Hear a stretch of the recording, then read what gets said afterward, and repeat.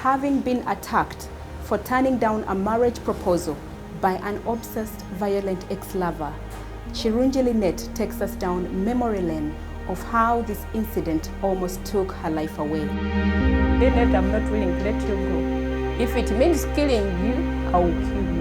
If it means killing the person trying to come across or trying to come between us, I will do that. You're my wife and no one is going to take you away from me. This incident would consequently lead to the birth of Hope Care Rescue Mission, an organization that supports acid attack victims and survivors. Welcome to Upclose with Nakato, proudly sponsored by Vice Versa Global. Thanks for joining in. About my story, it was now there 10 years back. I was in a kind of relationship, I normally call it some kind of controlling relationship. First was like any other nice relationship where you're all enjoying and you really see that maybe it will work out. And to me, I thought this would be maybe my dream man. When I had my vacation, it's when I started to note some of the weird behaviors that he had. Track my phones, divert my calls, like even hiring spies around to keep monitoring everything I was doing. All of us, we want to be free in life, where you're free to do whatever you want and no one is trying to control life. Things now started to worsen.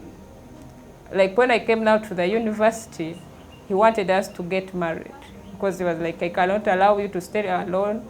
I know university is full of men. But remember, during vacation, he tried also to stop me from working. He said, Linetti, I can't allow you to go and work because where you're going to work is a male-dominated company and they will take you. I told him, let's wait. We just have a few years. You're in your second year. I'm in my first year. So I told him, first of all, you're a student. I'm a student. We are all depending on our parents. If I move into your home and my parents, they get to know that I'm no longer where I've been staying, like I'm no longer in my hostel, of course, they will say, think you feel you're okay, like to be like independent. Go and be with your man. The man should take care of each and everything. Then later on, I gave him a condition. I told him there's no way I can start staying with a man when my parents are not aware. Because I told him by that time I was a young girl. So I said, if you feel you're able to do everything, let's go and meet my parents. So I told him, meeting my parents, doesn't mean you have to like do an introduction, but you can go there officially and tell them, this is Linetti, I want to be with him, this and this. So I'm the one who is going to be responsible for everything. Of course, he was not willing to do that at that time. On my way to the university, I met him. Of course, inside me, I was surprised to see this person in Makerere. This is not a Makerere student. Then later on, he grabbed my hand and was like, we need to talk. I told him, what is it? I'm going for a discussion. I said, no, we need to talk. So when he did that, of course, he insisted. Then I had to sit behind the main building. And when we sat there, later on, I saw him raising a hand to slap me. What I told him, I said one thing. I've grown up from a home where I've never seen a man beating a woman. For you want to beat me, and we are not yet even married. So I told him, I think, let's quit this. If we are meant to be, we'll be. If we are not meant, let's end this. So of course he said, Linetti, I'm not willing to let you go. If it means killing you, I will kill you. If it means killing the person trying to come across or trying to come between us, I will do that, but I'm not going to let you go. Of course, I took it for granted, not knowing that he was serious, until now when I was sleeping, and these people, later on, the person came and was like, where is Linetti? They said, Linetti is sleeping. He told them, okay, when she wakes up, tell her I've been around, this and this person has been around. Of course, when I woke up, I was really surprised. Like, you know, you don't expect this person to reach where you were without you directing the person. So the next day, early in the morning, when it was coming to morning, he called me several times from around 5, asking me one question, at what time are you going to the university? But I didn't know that there was a plan. So my last call, I was leaving the gate. I told him I'm just outside the gate. He said, oh, it's fine. I was with my other fellow students. Remember, it was very early in the morning. It was my first time to move out of the house around 6. I had never moved out of the house at that time. Oh, I kept looking everywhere. I could not see any person until when I reached somewhere, it's like a voice. I heard like someone telling you, look behind. You know, like when you're walking and it's like you're talking alone, but it's like as if you're talking with someone. Look behind. When I tried to look everywhere, there was no one. So my fellow friends, they left me, thinking I was behind. So I tried to search everywhere, could not see anything. So immediately when I started moving, still I heard the same voice telling me, look behind. When I looked behind, only to see, even I didn't like turn the entire head. It was just like here. The person was already covered everywhere, like I could see, I saw the bucket. The only thing I saw immediately was the blue bucket, the ones we normally use when you are showering. So I didn't have it even in my mind that there was even anything in the blue bucket. So when I turned like this, I saw the bucket and continued to move. So immediately he did what? He poured.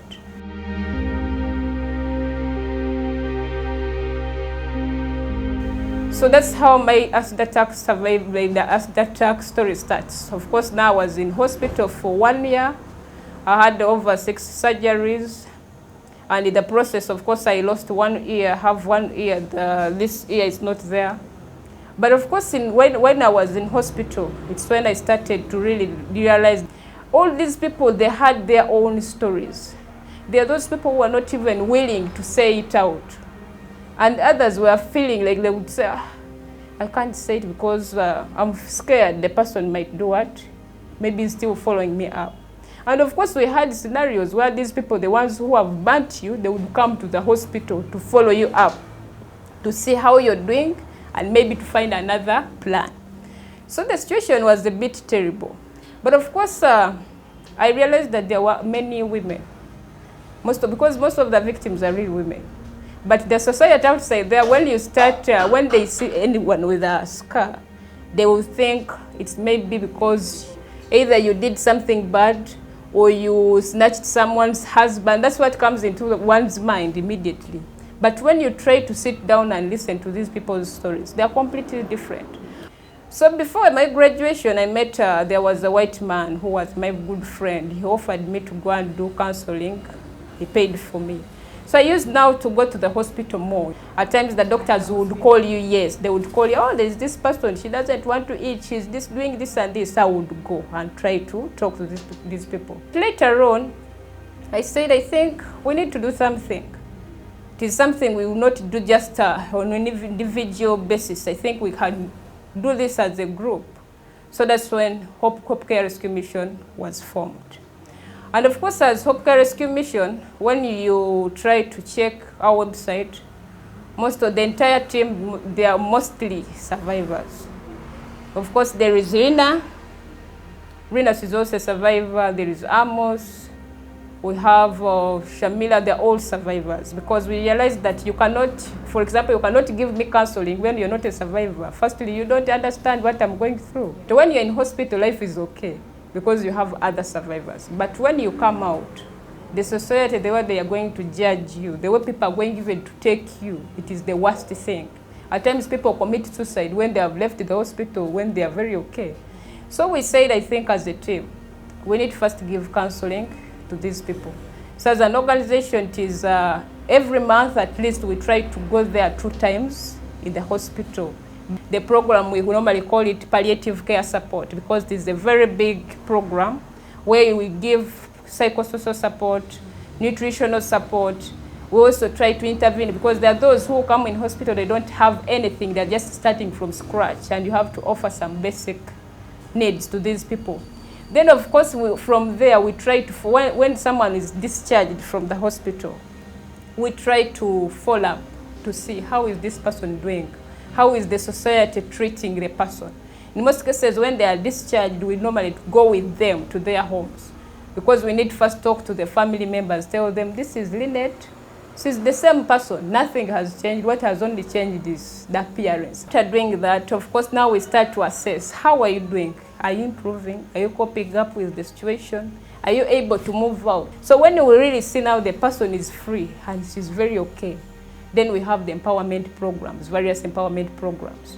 The empowerment programs we have been having the Artisan, it is and empowerment, where we train survivors in various skills. There are those who make shoes, they make bags, they make their like the leather covers, the ones they cover on motorcycles.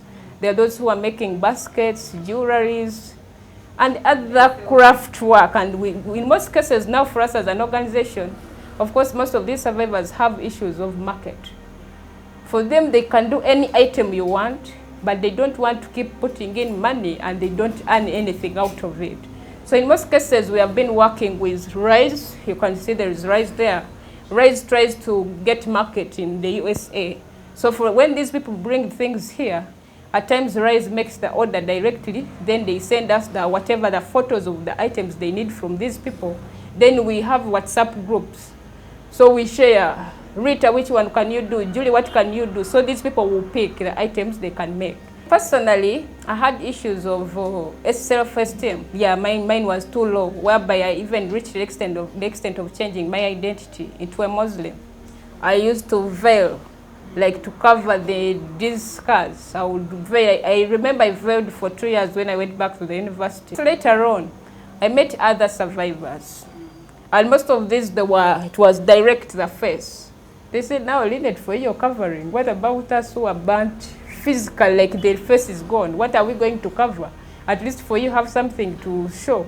So that's how in most cases, we started now. I started to regain my self-esteem. Of course, the needs are really there because like I was still telling you, like now, in most cases, we have issues of emergency situations, like lockdown. For example, for you, you're fine, but this person is completely blind. She's the breadwinner in the home. These people, their kids are telling you we don't have what to eat. You're not going to tell these people that I'm blind.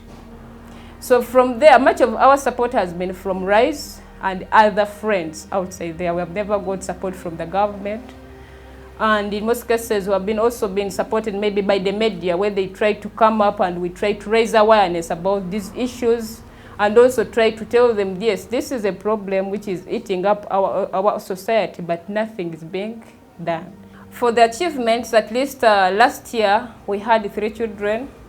We got 3 donors for the 3 children who are willing to support them to go to school. Those are orphans, children of the survivors. At least we have achieved, we can see there is a very big difference from these people.